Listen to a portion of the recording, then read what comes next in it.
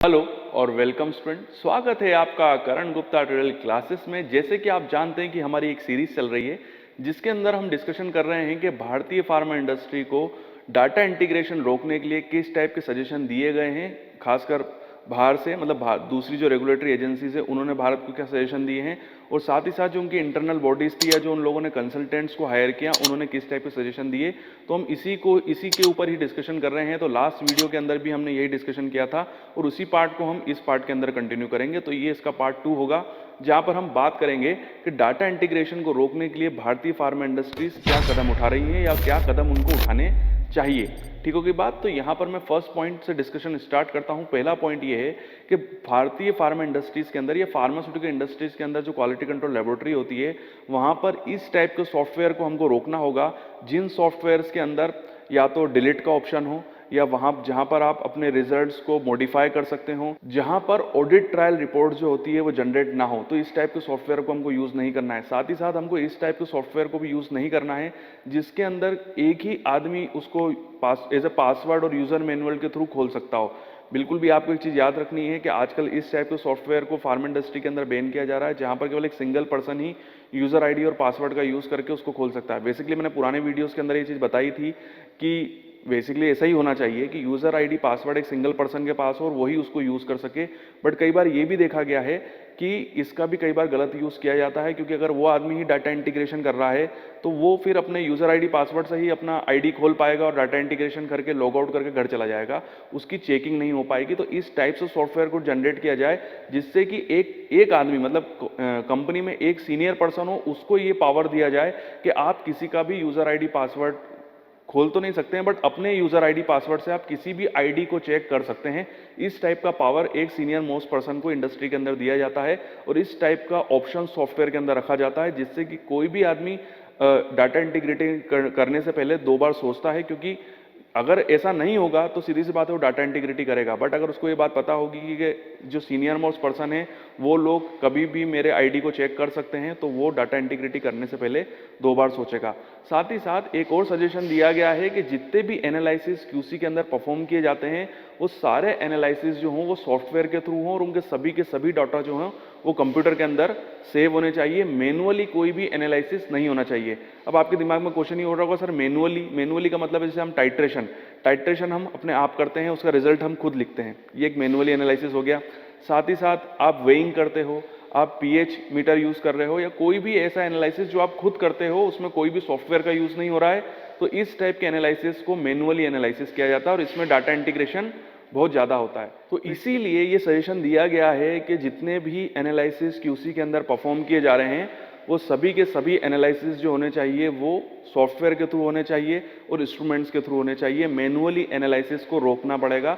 या बंद करना पड़ेगा। बट सीधी सी बात है कि कई ऐसी इंडस्ट्रीज भी हैं जो इतना ज़्यादा मॉडिफिकेशन नहीं कर सकती हैं, क्योंकि सभी एनालिसिस को इंस्ट्रूमेंट्स के थ्रू करने में काफ़ी ज़्यादा पैसा खर्च होता है, क्योंकि फिर आपको इंस्ट्रूमेंट परचेज भी करने पड़ेंगे और उनका रख रखाव भी रखना पड़ेगा। तो ये सारी कंपनीज तो नहीं कर सकती हैं। तो एक और सजेशन दिया गया कि अगर आप ये नहीं कर सकते हैं कि आप मैनुअली एनालिसिस को रोक सकते हैं तो आप एक काम कीजिए कि ऑडिटर्स को बढ़ा दीजिए। जब एक एनालिस्ट अपना एनालिसिस कंप्लीट कर लेगा तो उसकी रिपोर्ट को एक नहीं 2 रिव्यूअर चेक करें, क्रॉस चेक करें, जिससे कि अगर कोई डाटा इंटीग्रिटी फर्स्ट रिव्यूअर का मतलब मैं आपको पहले बता देता हूं कि जब हम कोई एनालिसिस परफॉर्म करते हैं उसको पूरा कंप्लीट कर लेते हैं और जो हम रिपोर्ट बनाते हैं उसको चेक करने के लिए एक पर्सन बैठा हुआ होता है, वो आपकी रिपोर्ट को क्रॉस चेक करता है कि कोई गलती तो नहीं हुई है, कोई मिस्टेक तो नहीं हुई है, तो इट इज कॉल्ड रिव्यूअर। तो अगर फर्स्ट रिव्यूअर कोई डाटा इंटीग्रिटी वाली चीज को पकड़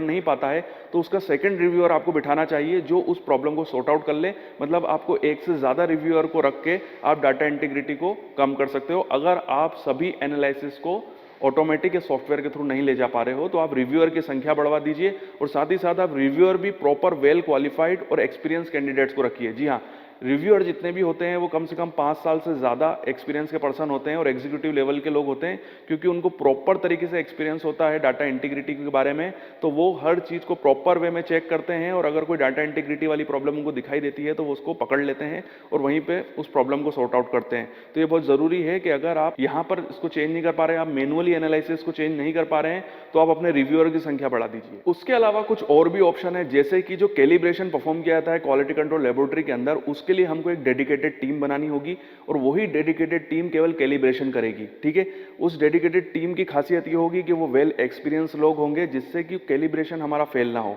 क्योंकि कई बार नए लड़के जब फ्रेशर्स लड़के जब कैलिब्रेशन परफॉर्म करते हैं तो वो अपनी गलती की वजह से कैलिब्रेशन फेल कर देते हैं और बाद में डेविएशन हो जाता है, और उस डेविएशन के चक्कर में एक लंबा डॉक्यूमेंटेशन हो जाता है और फिर जब हमको रीकैलिब्रेशन करना होता है तो ये चीज़ हमको समझानी पड़ेगी इंडस्ट्री के लोगों को। खासकर जो सीनियर मोस्ट लोग होते हैं ना, उनके साथ प्रॉब्लम ये होती है कि जब वो सीनियर हो जाते हैं, 4 साल 5 साल का एक्सपीरियंस हो जाता है, तो वो इंस्ट्रूमेंट में जाना ही नहीं चाहते हैं। वो बोलते हैं कि सर हमसे तो डॉक्यूमेंट चेक करवा लो, हम तो केवल जनरल शिफ्ट में आएंगे और बाबू की तरह काम करके चले जाएंगे। ऐसा नहीं, उनको बोलना पड़ेगा कि आप सीनियर मोस्ट लोग हो, आप एक मोटी सैलरी कंपनी से ले रहे हो, तो आपको कैलिब्रेशन खुद परफॉर्म करना पड़ेगा। और अगर आप परफॉर्म नहीं कर सकते तो कम से कम आपको वहां पर प्रेजेंट रहना पड़ेगा। आपको एनालिस्ट को बताना पड़ेगा कि कहां पर क्या क्या गलतियां हो रही हैं और क्या क्या चीज़ों का हमको ध्यान रखना है। ये बहुत इंपॉर्टेंट है। तो कैलिब्रेशन के लिए एक डेडिकेटेड टीम हो और वही लोग कैलिब्रेशन परफॉर्म करें।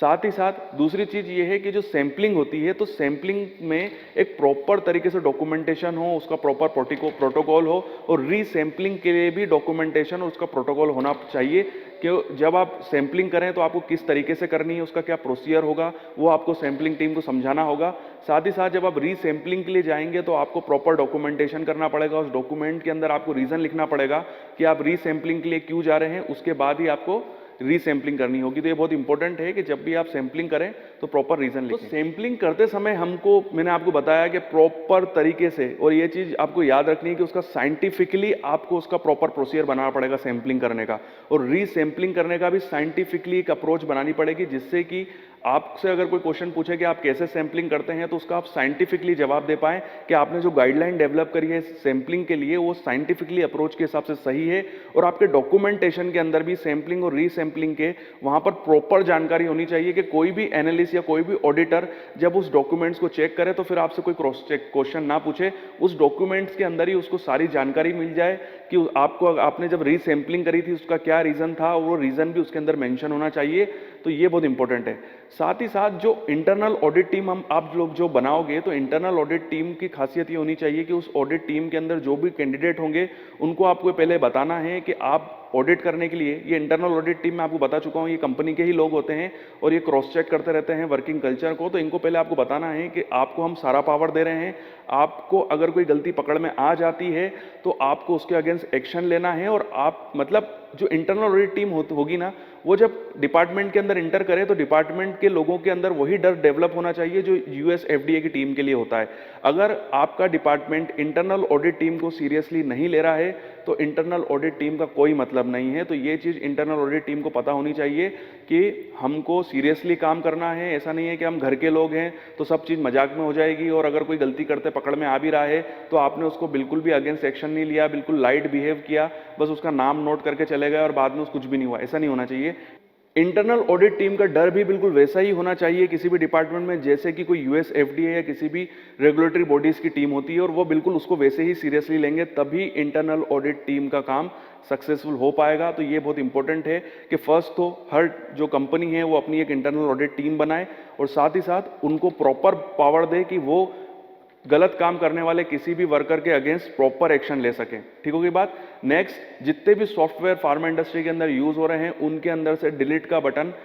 खत्म कर दिया जाए, रिसाइकल बिन खत्म कर दिया जाए। तो डिलीट का मतलब ये है कि आप कंप्यूटर के अंदर कुछ भी डिलीट नहीं कर सकते हैं, किसी भी फोल्डर को आप डिलीट नहीं कर सकते हैं। ये प्रॉपर तरीके से आपको डेवलप करना है किसी भी आपकी इंडस्ट्री के अंदर, आपके डिपार्टमेंट के अंदर, कि कोई जानकर भी एक छोटी चीज को भी डिलीट ना कर सके। ठीक होगी बात। मतलब सॉफ्टवेयर के अंदर डिलीट की बात तो ठीक है, कंप्यूटर के अंदर भी कोई भी चीज डिलीट ना कर सके, ये चीज आपको रखनी है। अगर आप डिलीट और रिसाइकल बिन का ऑप्शन ही हटा देंगे तो अगर कोई कैंडिडेट एमएक्स एक्सेल के अंदर भी कोई गलती कर रहा है या किसी और फोल्डर के अंदर कोई प्रॉब्लम क्रिएट कर रहा है या डाटा इंटीग्रिटी करने की कोशिश कर रहा है तो वो ना कर पाए, ये वाली कंडीशन आपको डेवलप करनी है। जो अगला और मोस्ट इंपॉर्टेंट पॉइंट है वो ये है कि फार्मा इंडस्ट्री के अंदर एक पेन ड्राइव की भी लाने की परमिशन नहीं होनी चाहिए कि कोई भी पर्सन पेन ड्राइव या हार्ड डिस्क लेके आपकी इंडस्ट्री के अंदर इजीली इंटर हो जाए और वहां से किसी भी टाइप का डाटा बैकअप ले जाए, या फोल्डर बना के वो कोई भी कंप्यूटर को ऑपरेट कर सकता है या किसी भी सॉफ्टवेयर या किसी भी इंस्ट्रूमेंट के अंदर से कोई जानकारी चुरा सकता है। तो इस टाइप की परमिशन